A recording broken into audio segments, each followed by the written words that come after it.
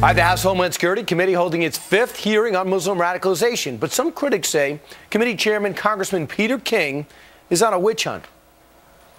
With due respect to the opinions of those who have testified before me, I have to point out that American Muslims across the country, joined by voices from multiple other faiths, have objected to these hearings as singling out one religious community for undue scrutiny. Right. Chairman of the House Homeland Security Committee, New York Congressman Peter King joins us. Congressman, are you on a witch hunt?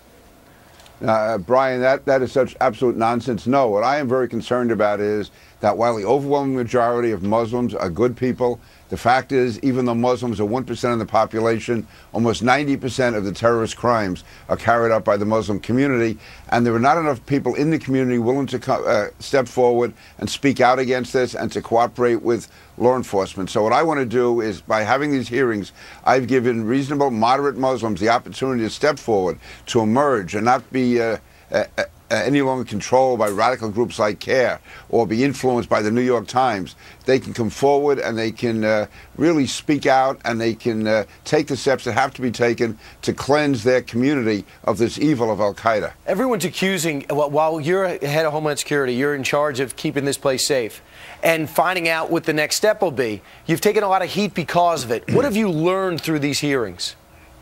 Brian, basically what I have learned is that there is a real threat to Homeland Security from within the Muslim community. And that's why it's so important, for instance, the NYPD focus on that community. That's why it's important that the FBI and law enforcement not give in to political correctness, but that they stay on this. It also showed me, though, that there are very moderate, responsible leaders. We had 3 of them testify before the committee yesterday. And if these hearings have done anything, it's given the opportunity to good, honest, hardworking Muslims to step forward and talk down the radicals in their community. Now let's talk about the alleged leaks that are coming out of the administration, and some of the information is now public knowledge, and in things like David Sanger's book in the New York Times on a daily basis. What have you learned in looking at some of the information that's come out? One, I was shocked to see that David Axelrod's in some of these high-level meetings. I thought he's with the re-election campaign.